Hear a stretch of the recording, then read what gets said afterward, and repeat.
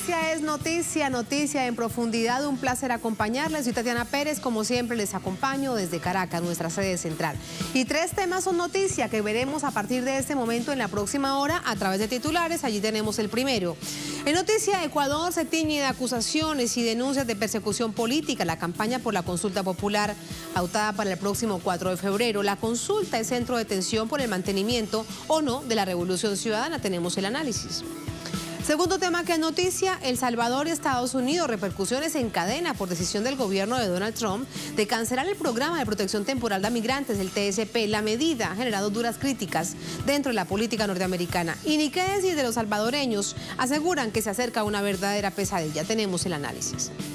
Y tercer tema que es noticia, ahí en titulares, Israel, país que ataca por varias vías al pueblo palestino. Al encarcelamiento del adolescente Ahmed Tamimi se le suma la agresión contra la Agencia de la ONU para Refugiados Palestinos en Oriente Medio. ¿Qué dijo el primer ministro de Israel? ¿Por qué lo dijo? ¿Cuál es el contexto? Tenemos los antecedentes. En noticia que así comienza. Bienvenidos, bienvenidas.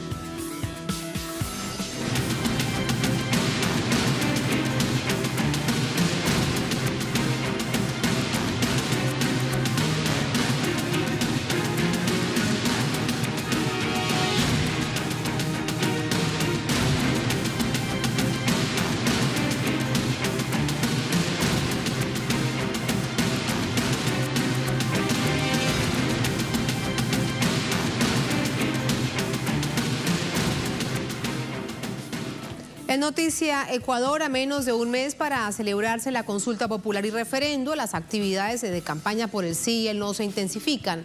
En medio de esto, un nuevo escenario genera tensiones políticas, en particular las denuncias de sobreendeudamiento en contra del expresidente Rafael Correa y su respuesta. Correa asegura que se trata de persecución política. Tenemos los detalles. Pese a las denuncias en su contra, el líder de la Revolución Ciudadana, Rafael Correa, y organizaciones que promueven la opción del no a las preguntas 2, 3 y 6 de la consulta intensifican sus actividades. En su recorrido por varias provincias del país, Rafael Correa expuso las razones para votar no en la consulta, asegurando que las preguntas tienen un trasfondo político. 5 preguntas de las 7 la podían tratar en la Asamblea. De hecho, una, la de Yasuní, es un decreto presidencial. Todo eso es enganche, inducción para votar 100-3, que es el golpe de Estado, para votar 100-2, que es quitarnos el derecho a elegir. Por eso es perfectamente legítimo, lleno de indignación, decir no. Quienes promueven el no aseguran que la consulta es inconstitucional por falta de un dictamen previo de la Corte Constitucional. De allí que califiquen la convocatoria como un grave rompimiento del Estado de Derecho. Mientras los que defienden la opción del sí consideran que es un derecho del pueblo para fortalecer la lucha contra la corrupción, combatir los abusos contra los niños y adolescentes y ampliar derechos y libertades. La consulta popular del próximo 4 de febrero consta de 7 preguntas, 5 de referéndum y 2 de consulta popular. La misma plantea suprimir la reelección presidencial indefinida aprobada por Correa en 2015 y reestructurar el órgano creado por el exmandatario para designar autoridades electorales y de control, además de inhabilitar a condenados por corrupción a participar en política. En este contexto de tensión electoral, la Contraloría General del Estado anunció la creación de una veeduría para auditar la legalidad de la deuda pública interna y externa adquirida durante los últimos 5 años de gobierno de Correa. Correa señaló que la acción es producto de una persecución política en su contra. Ahí está más información y la seguimos sumando con Cristian Salas desde Ecuador, desde Quito, nuestra sede allí en esta nación latinoamericana. Cristian, buenas noches, adelante. Gracias, Tatiana. Efectivamente, la Contraloría General del Estado, a través del Contralor Subrogante Pablo Celi, notificó ya al exmandatario Rafael Correa y a varios de sus funcionarios en su gobierno sobre la auditoría al manejo público de la deuda. Recalcó que tras 4 meses de trabajo, los resultados preliminares obligaron a esta situación. Pero fue mucho más allá, y es que conformó una veeduría con 11 miembros que tendrán como objetivo realizar un examen especial a la auditoría y según indicó, los resultados de este examen se conocerán en el mes de abril del presente año. Pero ¿quiénes son, Tatiana, estos 11 ciudadanos que integran la veeduría denominada como ciudadana? Pues la conforman personas muy cercanas al sector financiero, entre ellos ex candidatos a asambleístas de movimientos opositores al partido de Correa, ex contralores, ex fiscales de la nación, un ex vicepresidente, todos ellos muy críticos al anterior gobierno, y ahí es donde radica la postura y reacción del expresidente Correa al calificar a la veeduría como odiadores de la revolución ciudadana, cito textualmente. Ahora, también existe duda de muchos del porqué de esta situación en medio de la campaña de consulta popular y referéndum encabezada justamente por el expresidente Correa. En fin, existen algunas dudas al respecto y por ello también ya reaccionó el primer mandatario Lenín Moreno, indicando que esta veeduría es de exclusiva responsabilidad de la Contraloría General del Estado y que él es completamente ajeno a la estructuración de la misma, reivindicando así la independencia de poderes. Algo que Correa se contrapone denunciando también y catalogando al contralor actual como ilegítimo y además que es una persona manejada desde Palacio y de otros sectores opuestos a él. Por otra parte, Tatiana, el abogado del expresidente Rafael Correa, Alexis Mera, quien recibió la notificación de la Contraloría, que es el ente que examina la deuda pública, anunció que presentará un escrito pidiendo al Contralor que cambie de opinión. Según detalló, el Contralor está diciendo también que el endeudamiento de Lenín Moreno es ilegal, que lo que ha hecho el ministro de Finanzas, Carlos de la Torre, también es ilegal, al igual que los funcionarios del Ministerio de Finanzas que pertenecen al actual gobierno. Así es como están las cosas hasta este momento, Tatiana, crítico en lo político y en medio del desarrollo de una campaña de consulta popular y referéndum. Por el momento regresamos contigo. Así es, gracias Cristian por entregarnos todos estos detalles.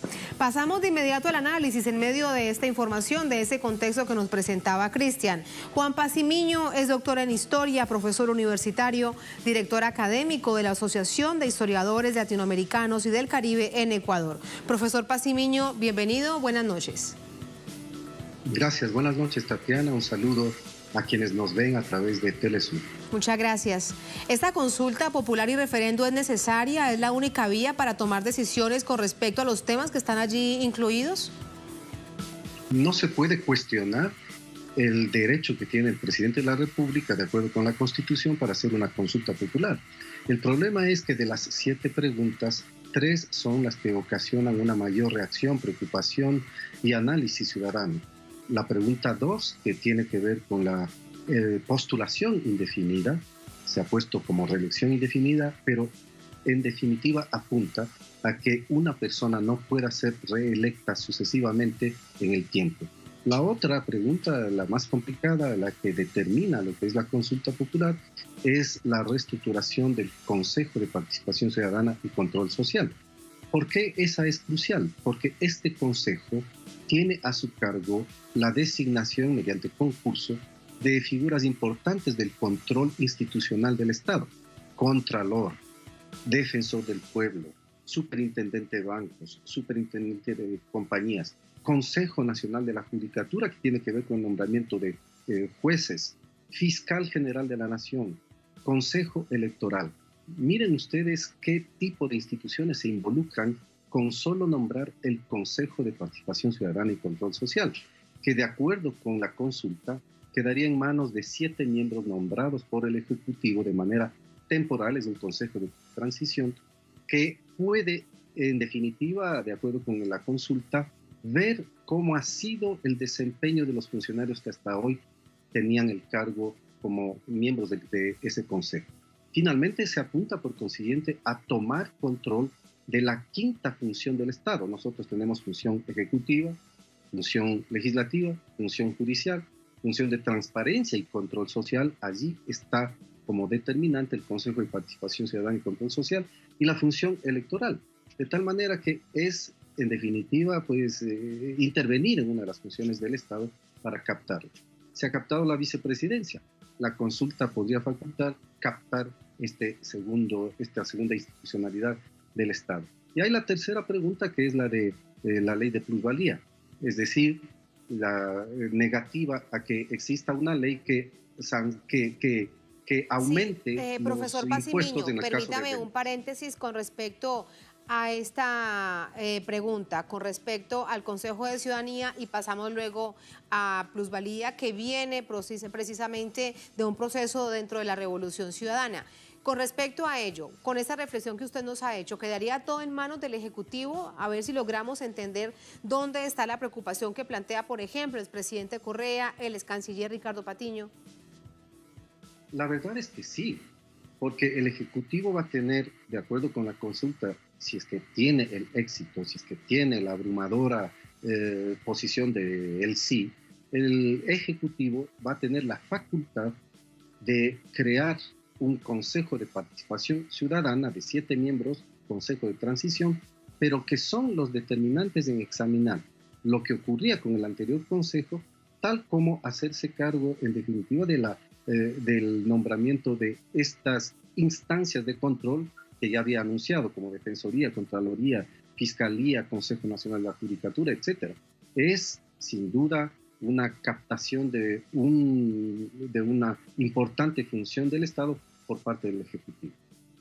Ahí está muy bien esa claridad. Ahora sí pasemos a la otra pregunta que genera polémica, la ley de plusvalía. ¿Dónde aparentemente estaría la dificultad para que no siga avanzando como hasta ahora, después de tanto debate que hubo en el país, dentro, por ejemplo, de Alianza País, dentro de la Asamblea Nacional, para que saliera adelante?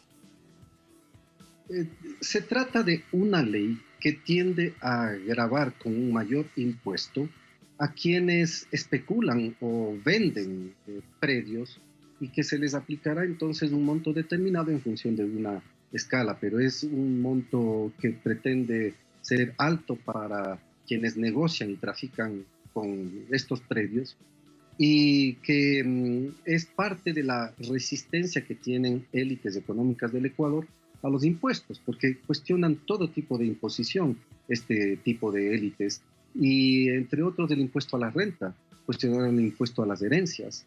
En un país que, como ocurre en toda América Latina, se necesita hacer una fuerte redistribución de la riqueza aplicando impuestos. Entonces hay la resistencia a este impuesto que trata de impedir y gravar a su vez la especulación sobre predios, y que ha tenido esta notable resistencia de los grupos de élite económica del Ecuador. Profesor Pacimiño, quiero preguntarle acerca de la campaña en sí misma. 40 organizaciones aprobadas, autorizadas por el Consejo Nacional Electoral, de las cuales 36 están haciendo campaña por el sí y solo 4 con campaña por el no. ¿A qué cree usted que se debe esto? ¿Por qué no hubo tal vez más equidad, o es que fue una decisión de organizaciones sociales, ciudadanas y políticas de no hacer más campaña por el no? Esto es muy claro en el Ecuador en el contexto de lo que son las fuerzas políticas. De esas 40, las 36 en efecto son fuerzas que se han identificado con el actual gobierno y por consiguiente van a apoyar el sí. De tal manera que las fuerzas que tratan de movilizar el no son por el momento fuerzas minoritarias. Su capacidad, con la presencia del presidente Correa en el Ecuador, para movilizar el no se medirá exactamente en la consulta, pero inquieta a esas mismas 36 fuerzas no solo la presencia del expresidente Correa, sino que inquieta la posibilidad cada vez más certera, según una serie de encuestas, de análisis que se están haciendo, de que el no vaya creciendo. Y claro, eso sería un golpe si es que el no pudiera revertir la fuerza que tiene el sí, apoyada por gobierno, por medios de comunicación de los más importantes nacionales en el Ecuador, por estos 36 movimientos y partidos. No todos son grandes partidos, hay pequeños movimientos, hay agrupaciones que son simples membretes, etcétera, pero suena en el extranjero como que son 36 organizaciones las que están por el sí. En todo caso, se está jugando en la consulta electoral posicionamientos políticos en un ambiente en que las derechas económicas y políticas del Ecuador han recobrado espacio y ahora pretenden lograr un control más efectivo de todos los aparatos de Estado. Hay un verdadero renacer, si es que vale la pena poner este término, estas fuerzas conservadoras para restaurar su antiguo poder y liquidar todo aquello que fue la Revolución Ciudadana y el gobierno del expresidente Rafael Correa. Así que, profesor Juan Pacimiño, cuando hemos escuchado desde algunos sectores en el Ecuador donde se plantean que esta consulta popular es el quiebre definitivo entre el expresidente Correa, la Revolución Ciudadana, Alianza País y Lenín Moreno, ¿estamos en lo cierto? ¿Es el panorama actual del país en el contexto de esta consulta popular del 4 de febrero? Primero, el gobierno de Lenín Moreno, tanto el mismo presidente como funcionarios suyos, como el sector que le apoya, han sido tajantes en marcar la diferencia y ruptura absoluta con el gobierno anterior del expresidente Rafael Correa. En ese marco se ha destapado, se ha despertado un proceso de lo que la derecha política del Ecuador ha llamado descorreización de la sociedad, descorreización del Estado. Y en ese ambiente, todo lo que suene o aparezca como perteneciente al anterior gobierno, como que es cuestionado, como que es echado a un lado, incluso perseguido de una u otra manera, mediáticamente, ideológicamente, mediante las redes sociales, mediante los distintos medios de comunicación privados alineados con esta lucha por descorreizar la sociedad. Ese es el ambiente real que estamos viviendo aquí en el Ecuador. Profesor Juan Pacimiño, gracias por este análisis. Un placer, muy buenas noches. Gracias, buenas noches. Muy buenas noches. Así nos vamos a la mesa para, a manera de síntesis, compartir con ustedes más información y está directamente relacionada con lo que ya les estábamos contando, la decisión que ha tomado la Contraloría de auditar las deudas de tanto externas como internas del gobierno de Correa. Ahí está lo que el presidente Correa ha dicho. El expresidente Correa desestima acusaciones de sobreendeudamiento en su gobierno. Lo ampliamos para ustedes. El expresidente de Ecuador, Rafael Correa, desestimó las acusaciones en su contra presentadas por la Contraloría del Estado y por el partido de oposición Unidad Popular, que lo señalan por irregularidades en la contratación de deuda y en la negociación de contratos petroleros con empresas chinas durante su gestión. Él dijo esto. El expresidente Correa: recién me entero de un supuesto informe preliminar sobre la auditoría de la deuda, que ya se había hecho, y de una comisión de notables en la cual hay varios odiadores de la Revolución Ciudadana para nuevamente auditarla. Ojalá todos y todas tengan claro lo que está pasando, ya es descarado. El expresidente Correa dice que esto se trata de toda una persecución política, precisamente en medio de este juego de la campaña por el sí, por el no, de la consulta popular del próximo 4 de febrero. Así nos vamos a la primera pausa en El Noticia. Al volver en Noticia, El Salvador. Repercusiones en cadena por decisión del gobierno de Donald Trump de cancelar el programa de protección temporal a migrantes, el TSP. La medida ha generado duras críticas dentro de la política norteamericana. Y ni qué decir de los salvadoreños que se verán afectados. Aseguran que se acerca una verdadera pesadilla. Información, análisis al volver en El Noticia.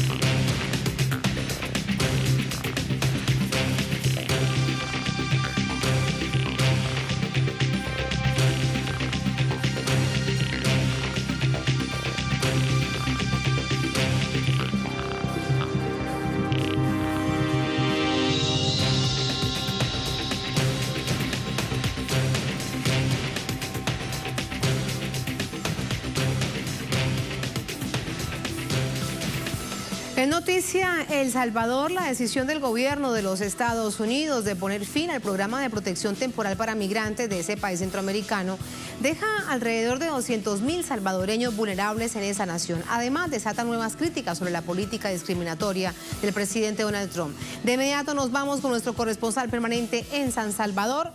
Allí tenemos a Ernesto Ábalos. Hola Ernesto, muy buenas noches. Reacciones de inmediato al interior del país, sobre todo desde organizaciones ciudadanas y de migrantes, que plantean este nivel de preocupación por lo que pueda venir dentro de 18 meses cuando comience y se haga efectiva esta medida del gobierno Trump.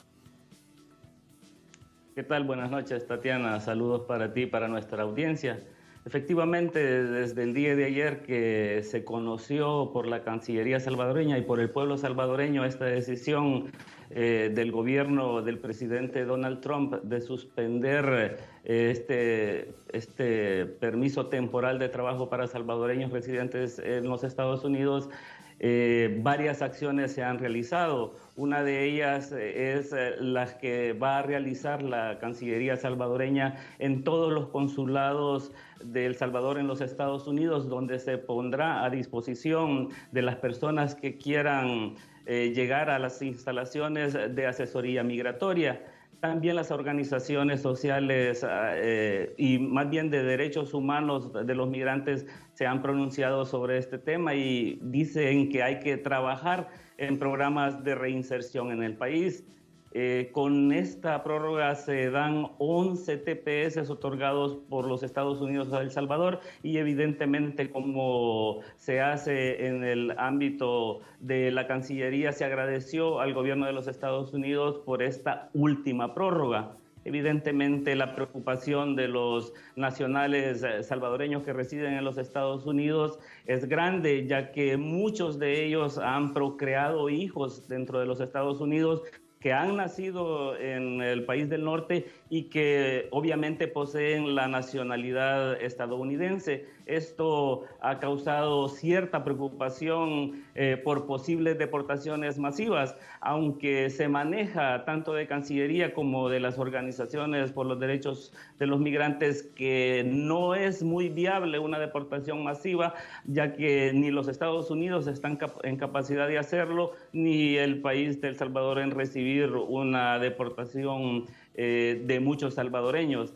Esta relación padres e hijos que se podría romper es una de las preocupaciones más grandes porque es el lado humanitario de la historia. Evidentemente, nosotros que estamos aquí en el país vemos la problemática de la suspensión del TPS, pero quizás el sentimiento de los que están recibiendo la noticia dentro de los Estados Unidos sea un poco más fuerte, ya que se pone en peligro su residencia en los Estados Unidos. Donde sí hubo bastante crítica a esta política de los Estados Unidos es de congresistas demócratas en los Estados Unidos que han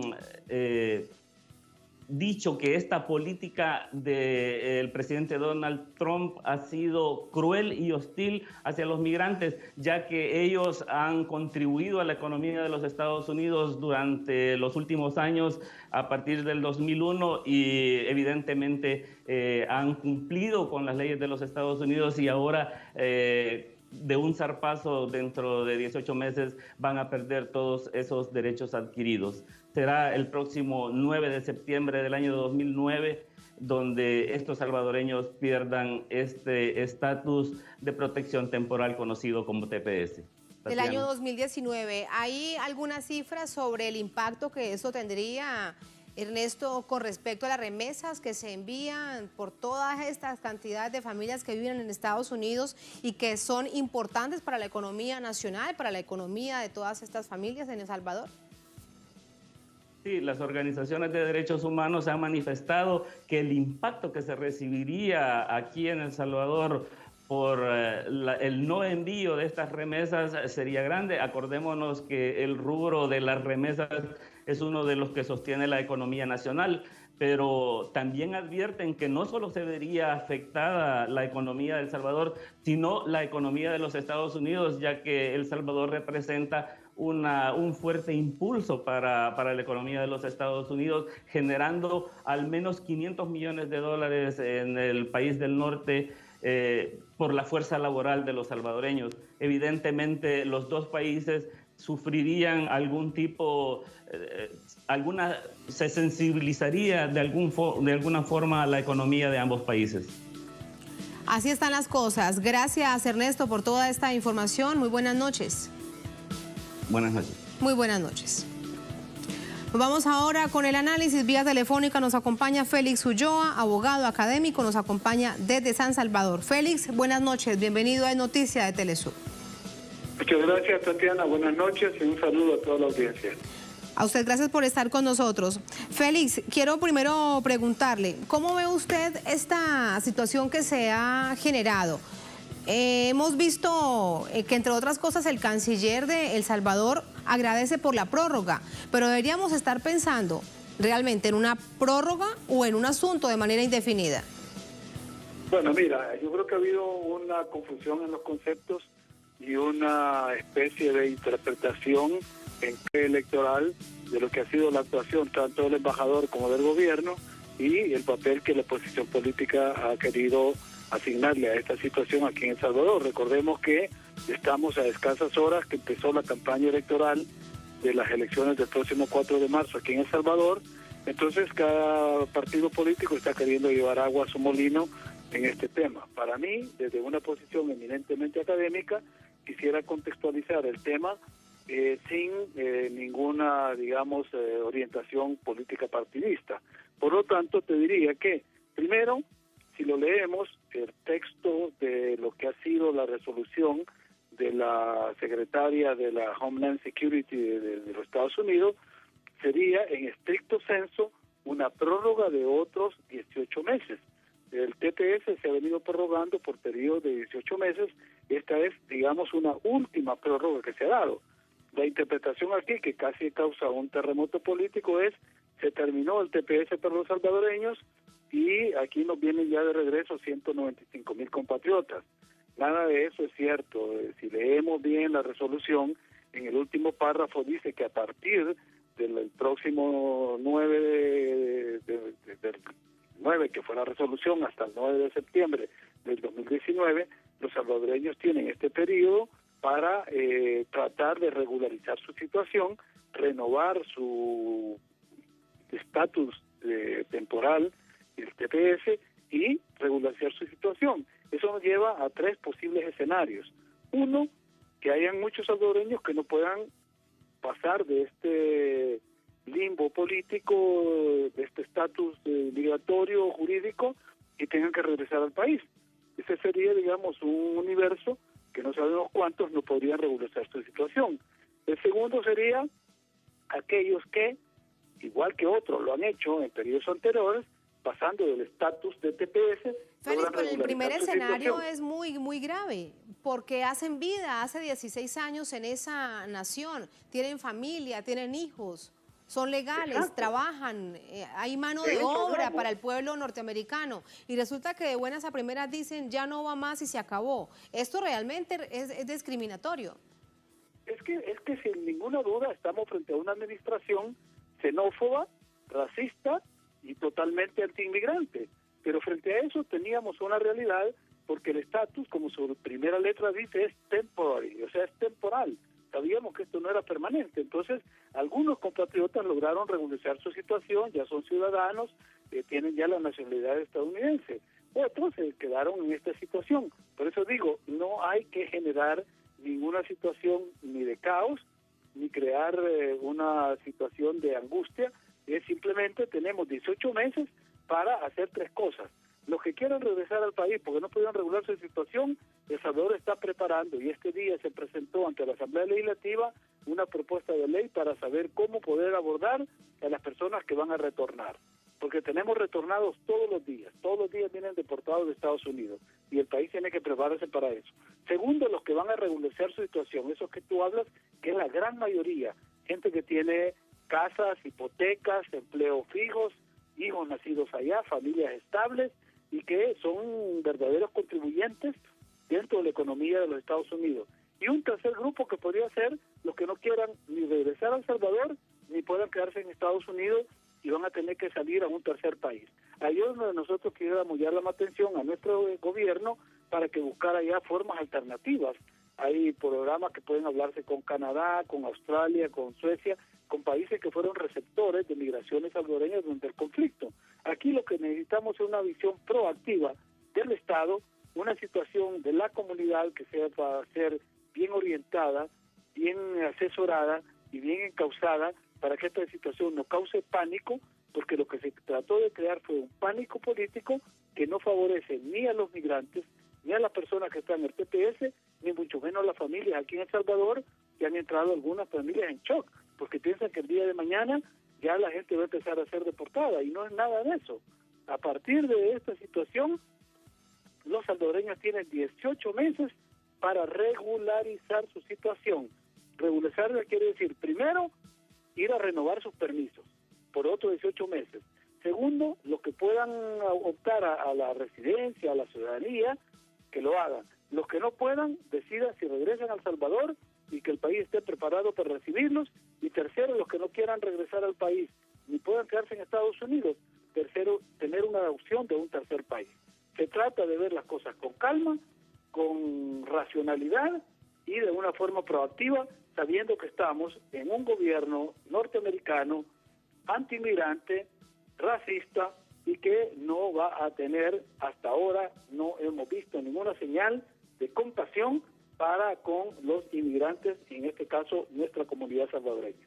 Para ningún tipo de migrante, lo hemos visto desde que Eso lo han prometía dicho, en mira, campaña si y lo tú vemos lees hasta el ahora. libro- Ahora, ven te pregunto algo porque, sí, dime.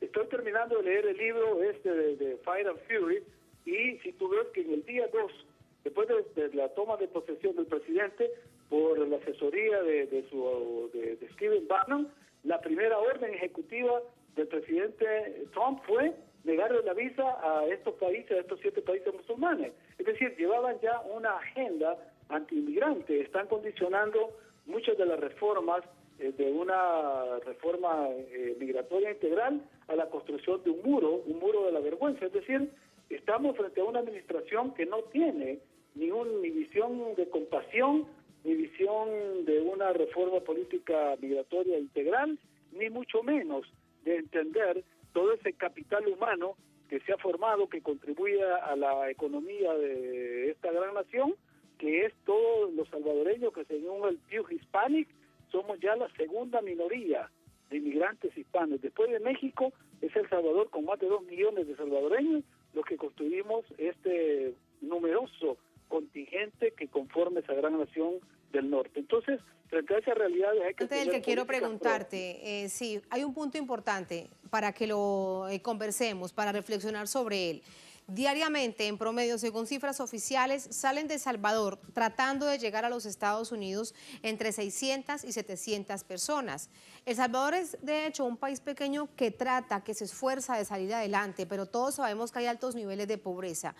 No sabemos tampoco cuántas personas van a llegar todavía, eso se sabrá dentro de unos meses. ¿Cómo realmente podrá atender el gobierno salvadoreño a todas estas personas?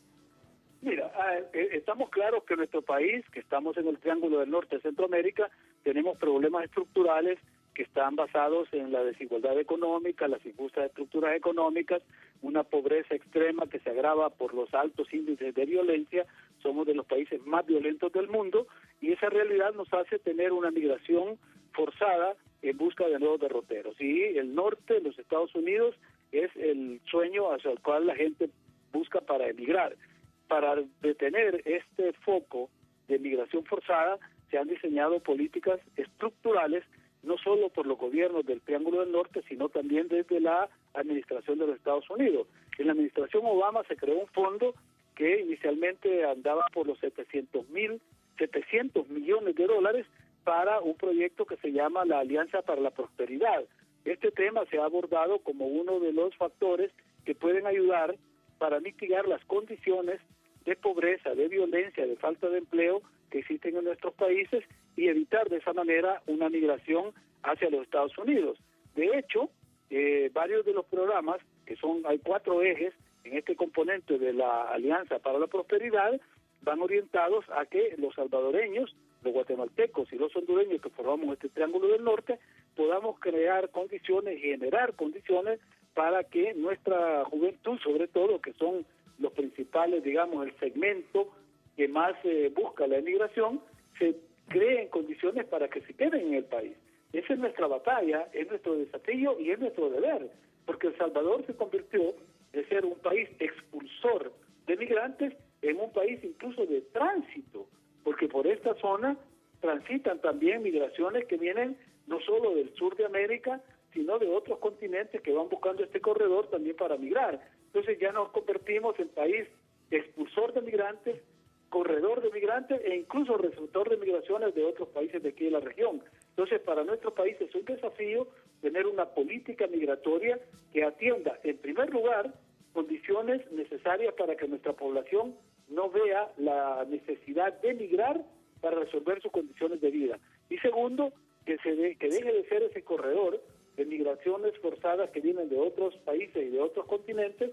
Y en tercer lugar, que cuando tengamos la necesidad y la posibilidad de recibir migrantes de otras zonas de la región, de Nicaragua, de Honduras, que vienen aquí a El Salvador, porque entre otras condiciones, a pesar de nuestras limitaciones económicas, ofrecemos y hay ofertas laborales para otros centroamericanos, entonces también recibimos, sobre todo en la zona oriental del país, algunas migraciones de la región centroamericana. Entonces, eso nos convierte en un país que necesita formular una política migratoria capaz de visualizar... Félix, pero tutelados por el gobierno de los Estados Unidos. Alianza para el Progreso, sí, este programa creado durante el gobierno de Barack Obama, pero ¿a qué precio?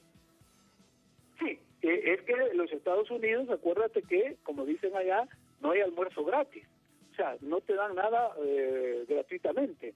Si los Estados Unidos decidieron invertir más de 700 millones de dólares en el Triángulo Norte, en esta región, no era porque tenían una actitud altruista y de benefactora para ayudarnos, era porque significaba un problema de seguridad nacional para los Estados Unidos el tener que estar lidiando en su frontera sur con una migración indetenible de flujos que llegaron incluso por algunas de las leyes permisivas que dio el gobierno de Obama, en el caso de los niños que no iban acompañados, de tener algo que se llamó casi una crisis humanitaria, y tuvieron que mover incluso la Guardia Nacional de Estados Unidos a la frontera sur. Crearon cientos y miles de jueces de puestos para jueces migratorios y digamos instalaciones para la detención de migrantes, que ha sido también toda una industria. En una ocasión que estuvo aquí el embajador Shannon en El Salvador, y que yo tuve la oportunidad de asistir, decía que en esa ocasión iban a invertir 300 millones dedicados al tema de la migración, y cuando le pregunté cuánto de ese dinero venía para nuestros países, me dijo que era menos del 10%, porque el otro 90% se quedaba en crear nuevas policías, nuevas cárceles, nuevos jueces, es decir, era para generar una infraestructura logística e institucional en los Estados Unidos para atender el problema migratorio. Recordemos que los Estados Unidos son el único país, además de Somalia y otro país africano, que no han reconocido la Convención de los Derechos del Niño, porque eran nuestros niños migrantes los que estaban tocando sus puertas en la frontera sur.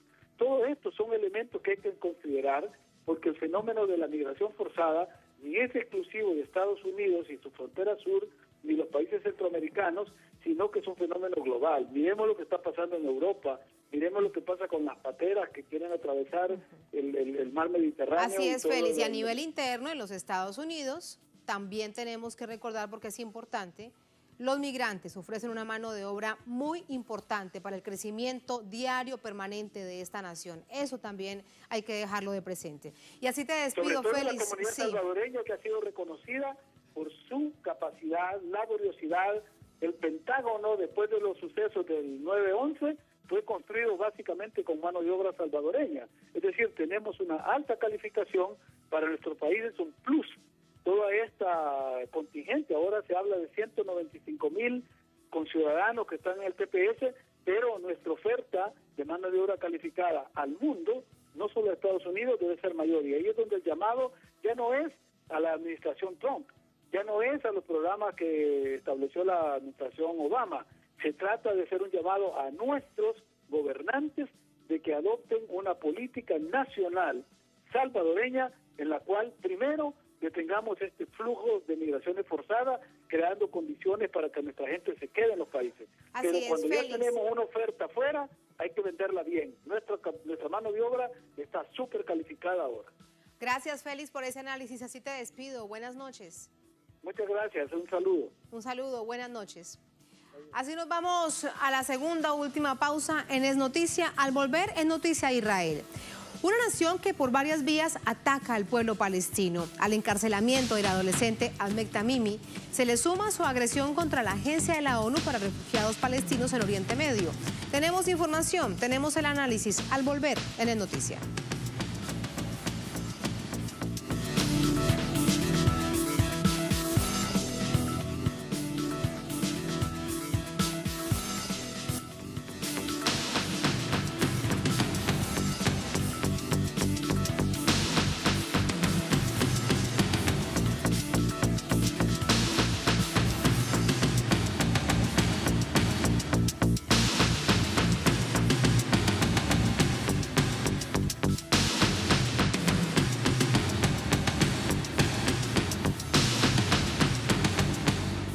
En noticia, Israel, el régimen sionista busca debilitar a los palestinos por distintos flancos. De un lado arremete contra manifestantes que están en las calles. Ese es el caso de Ahmed Tamimi, una adolescente detenida que se ha convertido en símbolo de la causa palestina. Detrás de ella hay cientos de arrestos ilegales. De otro lado, el primer ministro Benjamín Netanyahu arremete contra la Agencia de Naciones Unidas para Refugiados de Palestina en Oriente Medio. Afirma que esta agencia, literalmente así lo ha dicho, debería ser eliminada de la faz del planeta. Tenemos detalles. El rechazo al reconocimiento de Jerusalén como capital de Israel por parte de Estados Unidos ha desencadenado en una ola de arrestos de personas de todas las edades que luchan contra la ocupación sionista. Ahmed Tamimi, de 16 años de edad, es el rostro visible de muchos de ellos. Un tribunal militar israelí le imputó 12 delitos a la adolescente tras haber abofeteado a un soldado israelí por el ilegal encarcelamiento de su hermano. La madre y la prima de la joven también fueron arrestadas. Esta última fue puesta en libertad bajo fianza. Sobre este caso, la ONU llamó la atención y mostró su preocupación por la violación de los derechos humanos de los niños. Y las cifras no mienten. Los arrestos registrados después de la decisión de Trump se elevan a 610, de los cuales 170 son menores de edad. Pero los niveles de agresión del régimen israelí se extienden a otras instancias.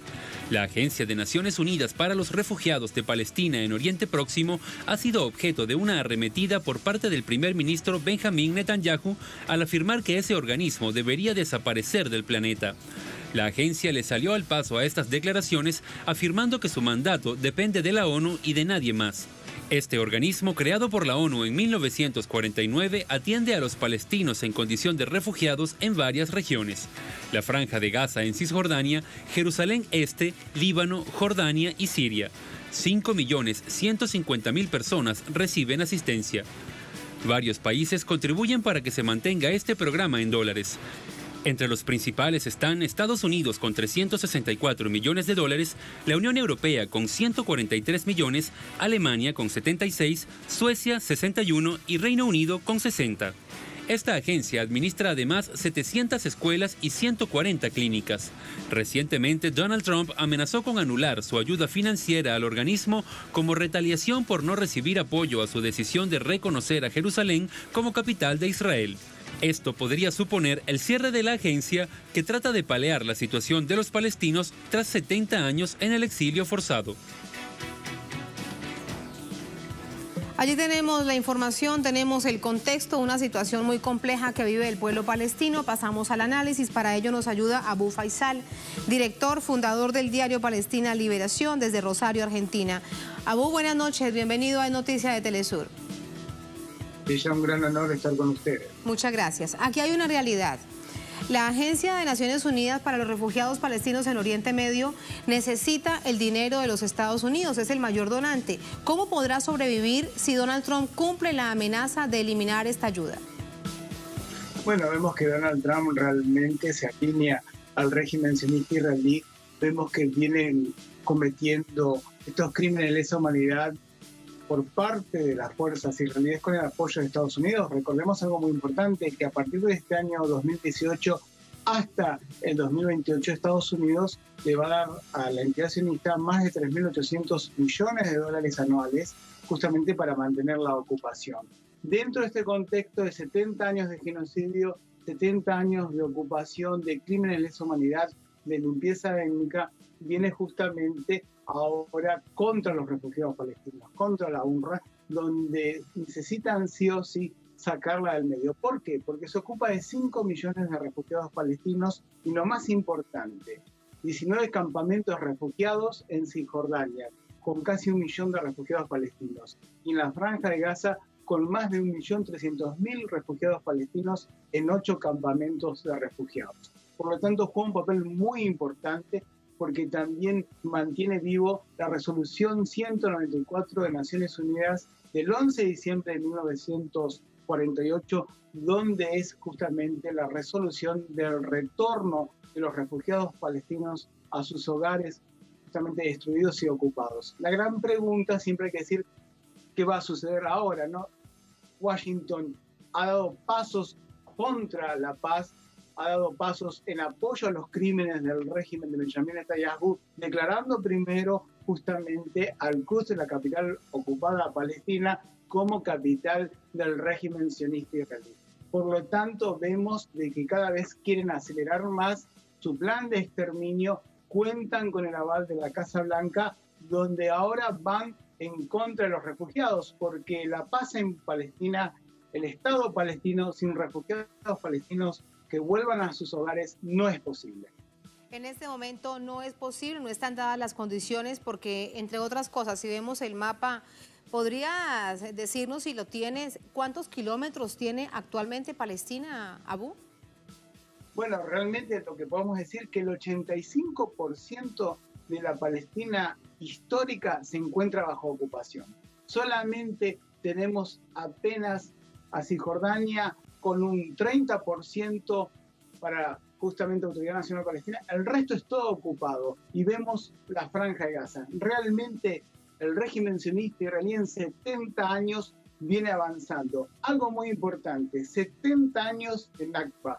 Vamos a cumplir justamente el 15 de mayo de este año. El 15 de mayo de 1948 nace la entidad sionista, pero en forma ya en terreno, ¿no? Pisando territorio palestino en forma oficial. A partir de ahí comienza esta limpieza étnica, destruyendo más de 400 pueblos palestinos, asesinando a más de 25.000 habitantes palestinos, donde su misión era llevar a las familias palestinas, encerrarlas en sus hogares, prenderle fuego a las casas y a punta de disparo de metralleta matarlos y asesinarlos ante los ojos de la humanidad, cuando veía esta entidad sionista ilegal como un Estado terrorista que creaba las Naciones Unidas a dividir al pueblo palestino, la tierra palestina, y justamente crear este genocidio que se viene cometiendo. Continuamos con lo mismo, ¿no? Continuamos con esta Nakba, continuamos con los crímenes de lesa humanidad a partir del levantamiento de Al-Quds, ahora justamente por la medida de Donald Trump, donde en forma ilegal declara la capital palestina como capital de la entidad sionista. Han sido asesinados 19 mártires palestinos, llevamos más de 4.000 heridos. Recordemos algo muy importante, tenemos más de 3.000 niños palestinos asesinados desde el año 2000 hasta la fecha por las tropas israelíes. Este es realmente el plan del régimen sionista israelí, el plan de paz que quiere Washington y Tel Aviv, ¿no? Ir a asesinar al pueblo palestino todos los diarios, todos los días, continuamente el secuestro de jóvenes, de niños y mujeres por parte de las tropas israelíes en la ribera occidental, en Jerusalén Este. El constante como el encarcelamiento de Tamimi, que tenemos precisamente las imágenes. Mientras nos entregas esta reflexión, ahí estaban las imágenes de más protestas que se han registrado durante estos últimos días para exigir la liberación de quien es considerada un ícono, un referente de esa lucha palestina por la liberación, por su independencia, por su soberanía. Pero para despedirte, quiero preguntarte un asunto que tiene que ver directamente con la consecuencia de la decisión que pueda tomar Donald Trump con respecto a la Agencia de Refugiados Palestinos en Oriente Medio. ¿Será un medio de presión para que más naciones, ya vimos 2 de Centroamérica, podría ser ese el escenario, se sigan sumando al reconocimiento de Jerusalén como capital de Israel? Hemos visto el castigo que hace Donald Trump. Recordemos las amenazas que hizo ante la Asamblea General de Naciones Unidas su representante, ¿no? La embajadora justamente Haley, donde señalaba de que esto no iba a quedar así, que iban a tomar represalias contra Naciones Unidas. Y lo vemos ahora Donald Trump tomando esta decisión junto a Benjamín Netanyahu, que dice que tiene que desaparecer justamente la agencia UNRWA de los refugiados palestinos. Habría que preguntar por qué piden esto. Lo que señalaba, 19 campamentos de refugiados palestinos en Cisjordania. Recordemos que el régimen sionista israelí en estos últimos años ha tratado siempre de anexar Cisjordania a su territorio ocupado, a la entidad sionista. No lo ha logrado, siempre lo manifiesta que ese es el objetivo final. Por lo tanto, los campamentos de refugiados palestinos son una traba para la expansión sionista, justamente para estos planes. Y por el otro lado vemos que justamente Estados Unidos intenta presionar de esta forma, chantajear a Naciones Unidas. Pero ahora salió la inteligencia israelí a decirle al gobierno de Benjamín Netanyahu que esto puede ser una bomba de tiempo, que este plan de exterminio que lleva adelante día a día contra el pueblo palestino le puede explotar en sus manos, y quien se va a tener que ir es el régimen sionista israelí de las tierras palestinas ocupadas. Esta es la situación que seguimos muy de cerca. Abu, gracias por ese análisis, gracias por estas reflexiones. Buenas noches. Ya un gran honor estar con ustedes desde aquí, desde la redacción del diario Palestina Liberación. Muchísimas gracias a usted. Gracias también a todos ustedes, nuestra audiencia fiel de Es Noticia. Cerramos nuestra pantalla tradicional, nos vamos, pero será solamente hasta mañana, y nos quedamos en redes sociales, @EsNoticiaTelesur, @TatianaTelesur. Hasta entonces, sigan con nosotros.